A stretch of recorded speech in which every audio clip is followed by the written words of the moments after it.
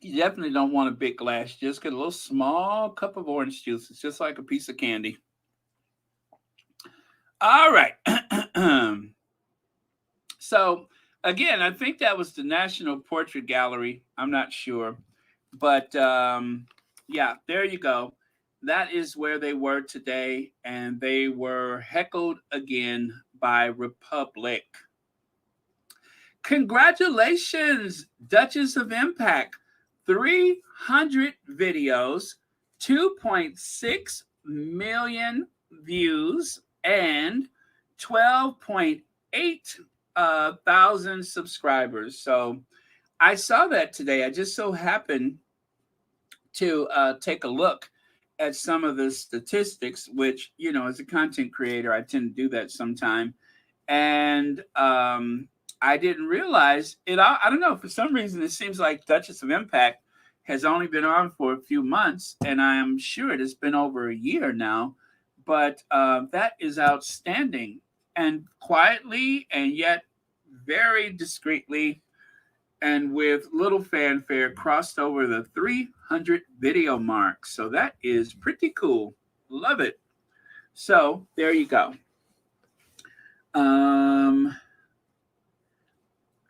Okay.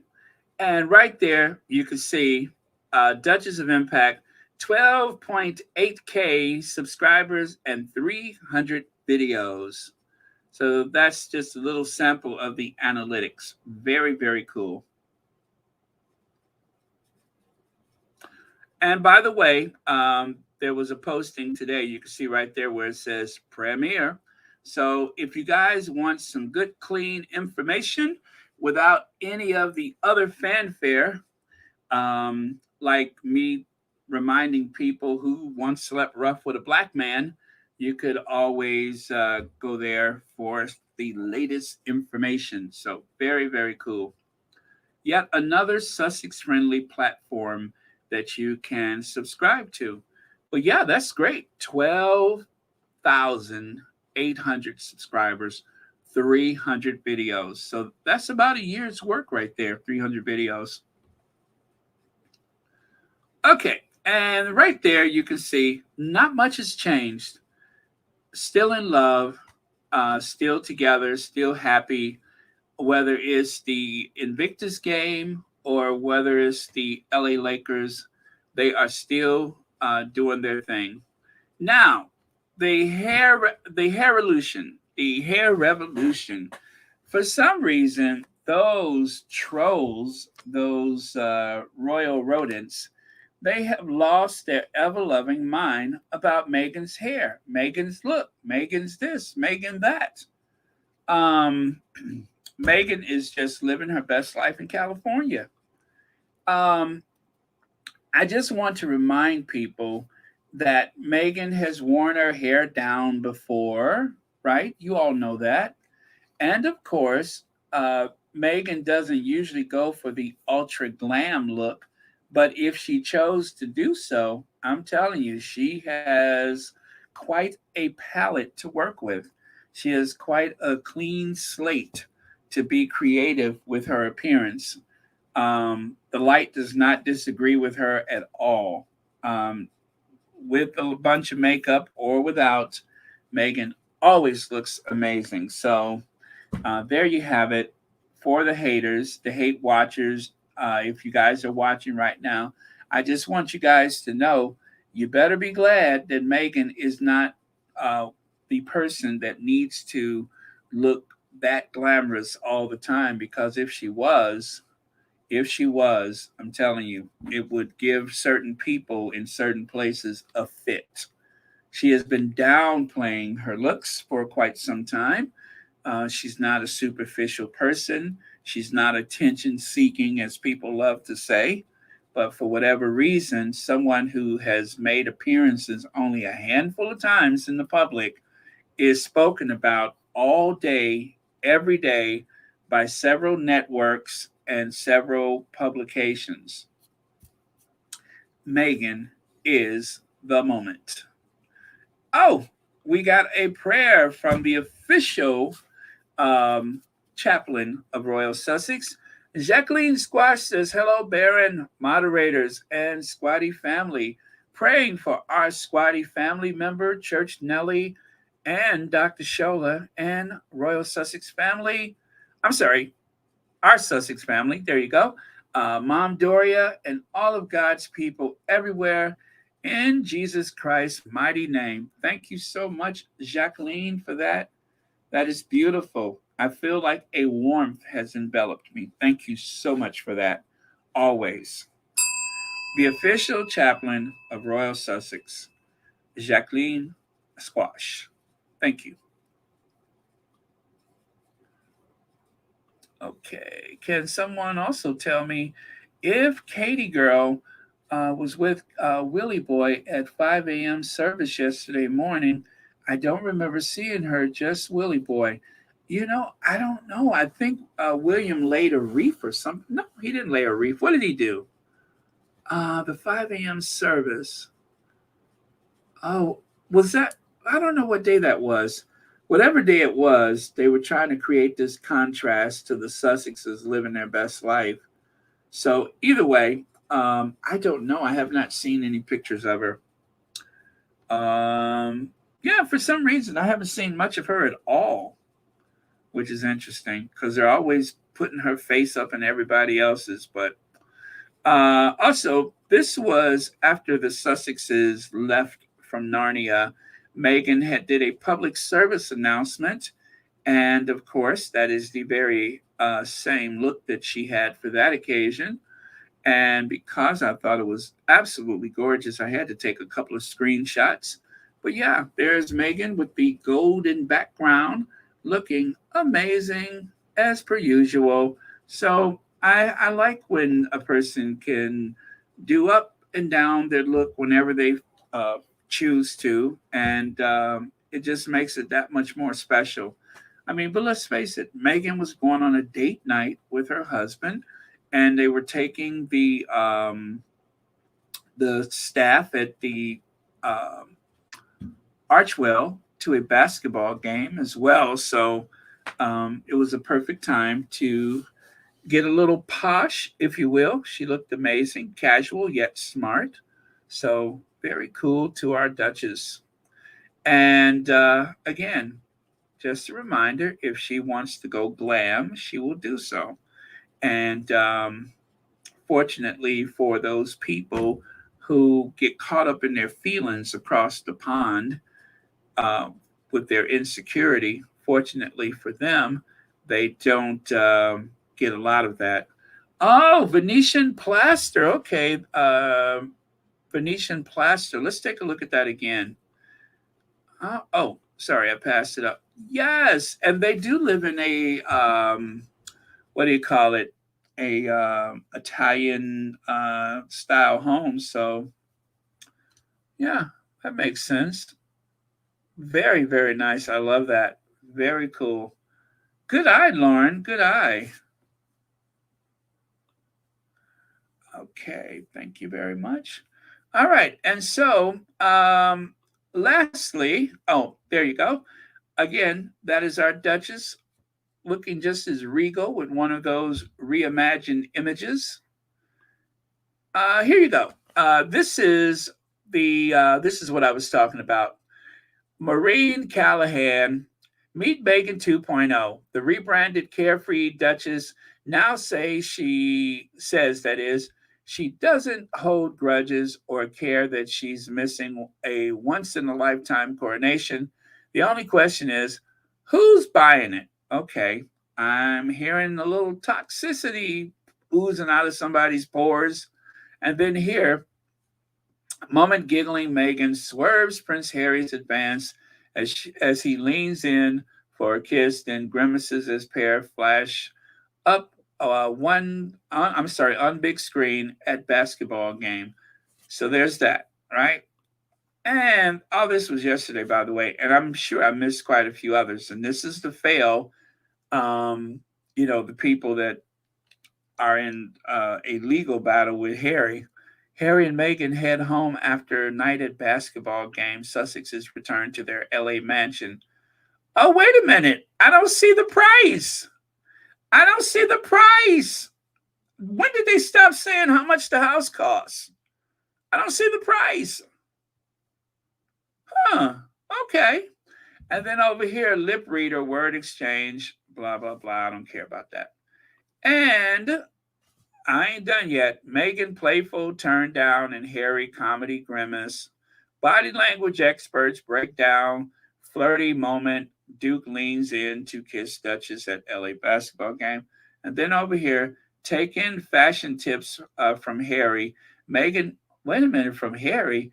Meghan Markle wears chic 750 dollar linen suit from a brand which markets itself as selling clothes that are perfect for a mushroom trip.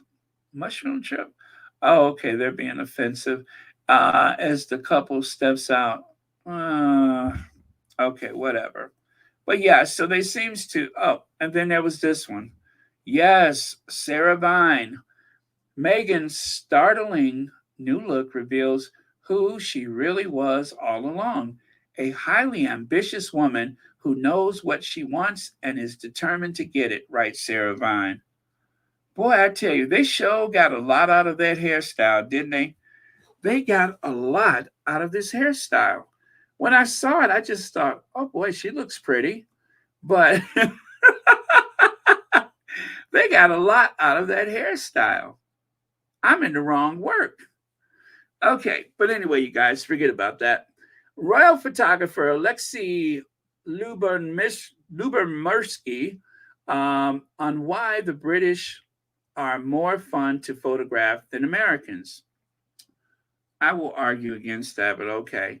A prince himself, Lubermersky, talks Prince Harry's photography ambition, taking the most flattering A-listers' images and placating the Queen. Placating the Queen. Oh, okay.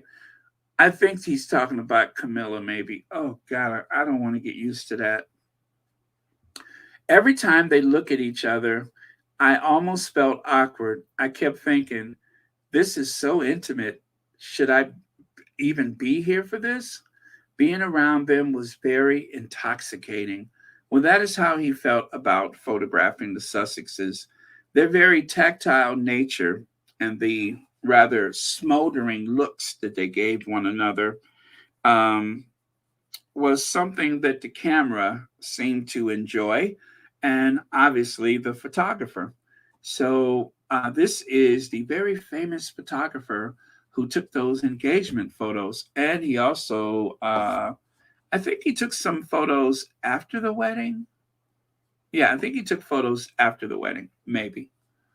Let me see. Monique says, just listening to days spending my birthday at Sights and Sounds. Oh, it's your birthday. Oh my goodness. Thank you so much. Thank you for being here. Happy birthday to you. I love it. You're sharing your birthday with us. That is wonderful. Happy birthday, Monique Exum. Happy birthday and many happy returns of the day. Very cool. Thank you so much for spending your birthday with us. And I hope you have some other things planned. Let me give you this.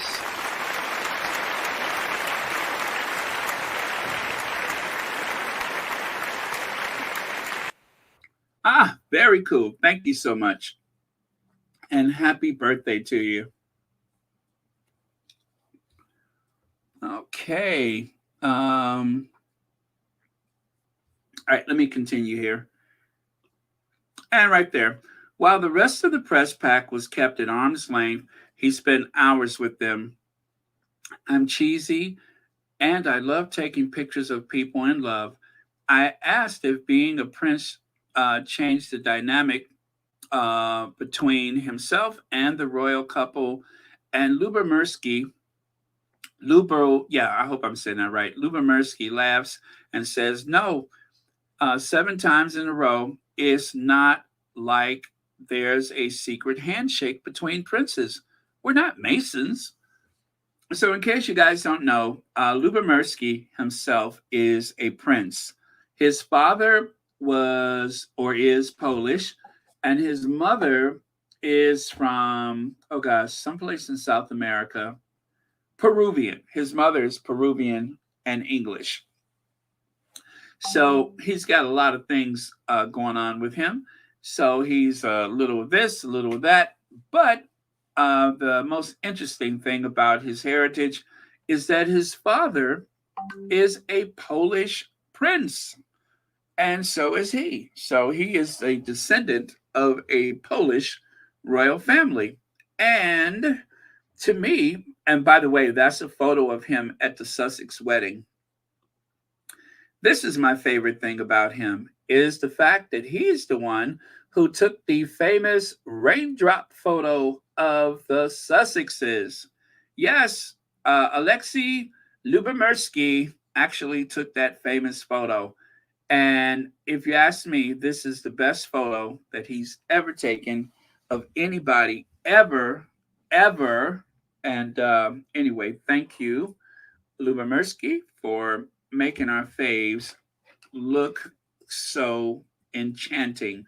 Manello, thank you so much for the super sticker, and thank you for watching Royal Sussex. Happy Wednesday to you. Thank you so much. And take a look here. Take a look here. Oh, really?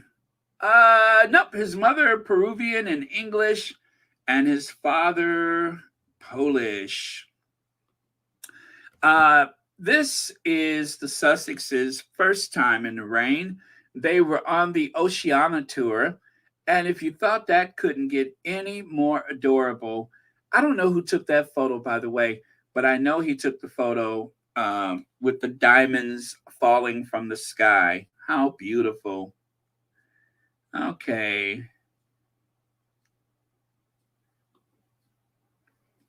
Oh, yes, yes, Mario Epignan. Yes, you're right. You're right. How did I get that wrong?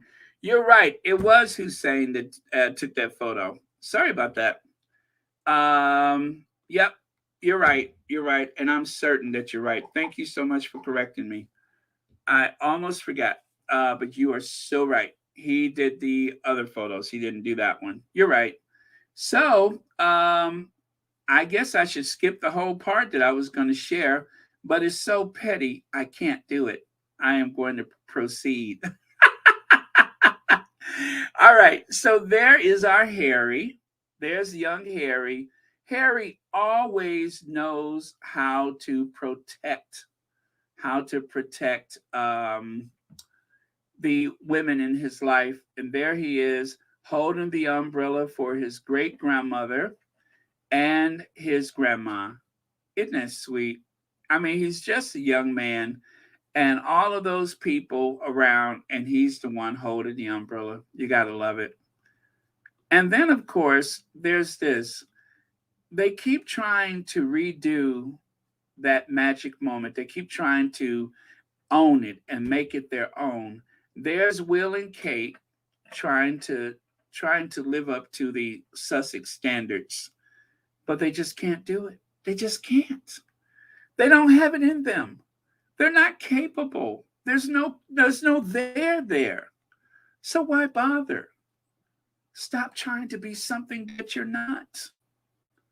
This is their thing. This is their brand. And yet over and over again, by trying to make them compete where they can never compare, or is it try to compare where you can't. Well, anyway, they keep doing that, and it does nothing but embarrass them time after time. Is BW here? Hey, BW. Like for instance, right here, A Tale of Two Umbrellas. There's William, forgot to cover up his wife. There's William on that boat, forgot to cover up his wife. There's just no magic. When it rains, they just get all washed out. William is so busy trying to protect himself, he doesn't even think about poor Katie. Harry thinks more about her than he does, obviously.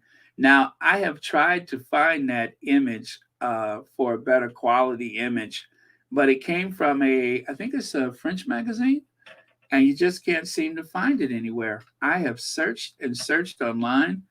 I could not find it. But anyway, that's okay. We got that one. That was for the Queen's Jubilee when they went down the Thames on uh, that boat, that barge that they kitted out just for the occasion. That's when spending taxpayers' money was fun. And then right here, who poured it best? William and Kate greet Boston by tweeting rain-soaked photos showing their backs 2 years after Harry and Meghan's famous umbrella picture went viral. Even the Daily Fail is trashing them for trying. Why would you tweet a picture of your backside? Why? Why tweet a picture of your backside? Someone on their staff tried to capture the spirit of Harry and Meghan's famous umbrella photo, and it was a big fat nothing burger. Nothing, nothing. Oh well. And then, of course, okay, now there's a good one, although I don't think it's actually raining anymore. And Kate looks like she's fighting for dear life to try to get a little bit of that umbrella. It ain't working. And then here on the right side, they tried to push that as another. Oh, see, Will and Kate show Harry and Meghan how it's done. No, stupid. It's one umbrella, not two. One. You don't do it with two umbrellas, dummy. Oh, gosh. They exhaust me. And then, of course, when they were on the Oceania tour, they went to a dry, arid region that was suffering from a drought, and Harry gave a speech. It wasn't even going to rain, but somehow, because of the magic of Harry and Meghan, this drought-ridden rural community where Harry and Meghan showed up, the skies seemed to pour all of a sudden. Harry was there to give them some moral support about the drought, and suddenly it started raining. But my favorite part of this, my favorite part, let me show you.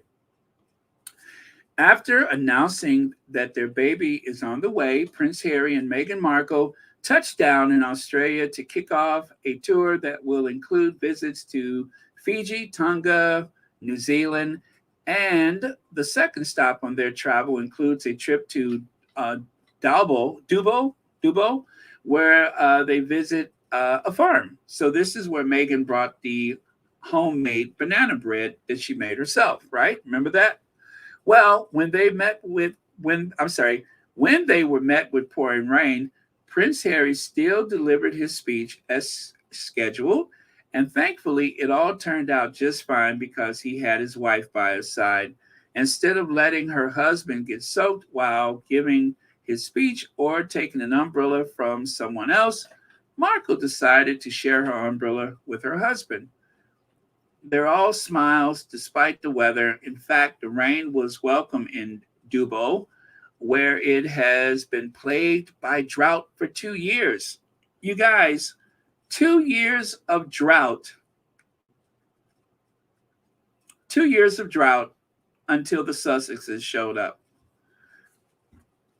Prince Harry approaching the podium without an umbrella though others noticed he was getting wet and tried to shield him from the rain. It was Markle who ultimately came to the prince's rescue at the podium as he gave his speech. Now, the funny part, the adorable part that they did not mention in this story, but I remember it from the video, is that when someone else had tried to offer him an umbrella, so that he wouldn't have to share with Meghan and, it'd be easier for them to stay dry. Harry looked to Meghan and said, "No, thank you. I have everything I need. No, thank you. I have everything I need." So that's the photo that you see on the bottom left side there. That was when he said that. He looked into her eyes and said, "No, thank you. I have everything I need. I have my wife." So I'm telling you, that Oceania tour was magic.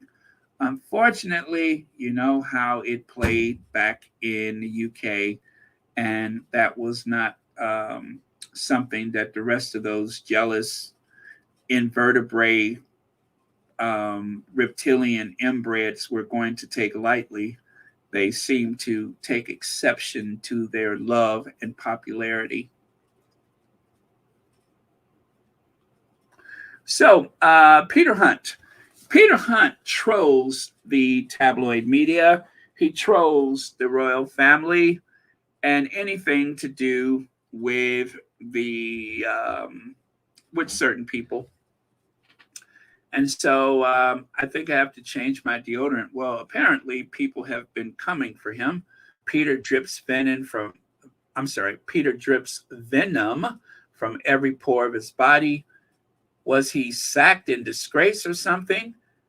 He's a very bitter and angry former royal correspondent, which makes me think he didn't leave his job on friendly terms. I love it when the real royal reporters blast his vile tweets. As you can see, he's not popular with the rest of the old crew. We all know that Peter Hunt is a big disgrace. At his age, one would think he should know better. Obviously not. And then lastly, Hunt is an absolute joke at this point. So he's taking it in stride. He's having fun with it. All of the, I know it just kind of poured out of my mouth like water, didn't it? All of those reptilian, invertebrate, inbred, social misfits.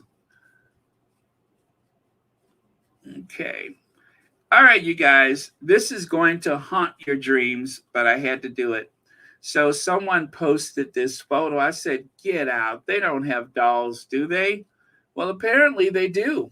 There are dolls. A William and Kate highly collectible doll. And they're like about $200 or 200 pounds. $200.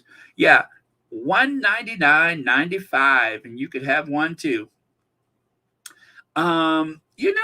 It does and it does not look like him. You know what I mean? Now, from the side, it's definitely him, but I see it. I mean, he's got a little more hair. They were very generous with the hair, but okay. Okay. And then this one, I think they got it. One eyebrow is raised, the other one is going one eyebrow is going north by northwest. The other one is going east. They got it. They got her. They got her. So, yep, I would say they did a great job. And yes, there is a Harry and Meghan doll from a different company, I believe. But I think that is gorgeous. I think they've done a great job. I think the grin lines on Harry's mouth are a little more pronounced than in real life, but that could very well be the lighting. But and that wedding dress, perfect. They've done a great job. So there you go. I don't know how much that one retails for. The other two I saw is from a different company. So, but in real life or imagine, they are two of the stiffest, most non-quintessential, non people, just unnecessary people. Mediocre Middleton, and of course, work shy Will. Good luck to you. You're going to inherit a throne and inherit a whole nother fortune. Good luck to you guys. And with malice toward none, right? Because we don't hate anybody, but we do drag them. And with that, you guys, thank you so much. It is getting cloudy outside, and I'm starting to get a little sleepy all of a sudden. So, that's why I went and got that orange juice. I needed like a little kick for some reason. So, I think I'm going to go take me a nap. But again, you guys, please pray for Church Nellie. Church Nellie is so important for this space. And Yeah, and so we need our church Nelly back. Not just to drag and not just for jokes, but um, we need our church Nelly. So uh, oh, and also, since there is a birthday today, let me go ahead and do a little birthday shout out. And of course, for that, we need help from Hello, Ivy here. So let's do a little birthday shout out. Let me see here.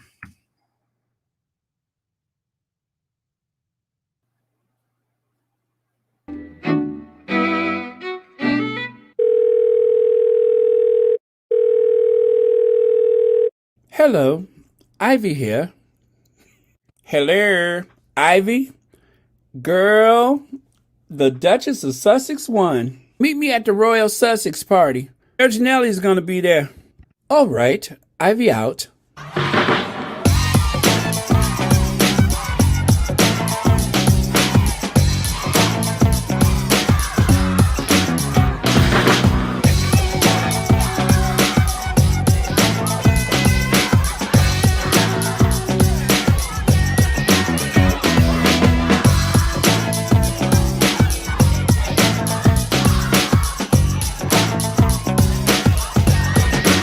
You know what? I have not come down from my high yet.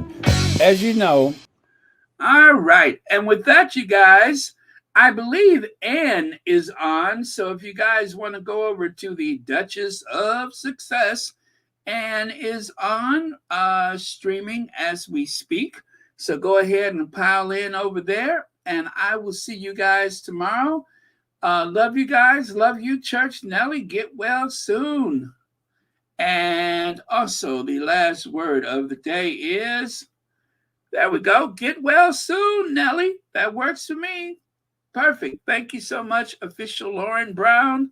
Thank you to our queens. And with that, you guys, I am going to cue the Ginger Avenger, and I will see you all tomorrow.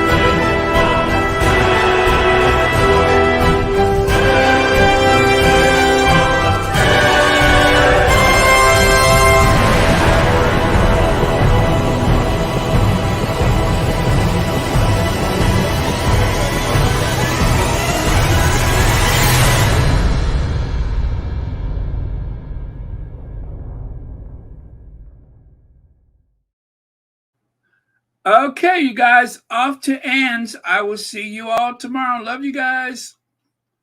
Love you, Church Nelly. Get well soon.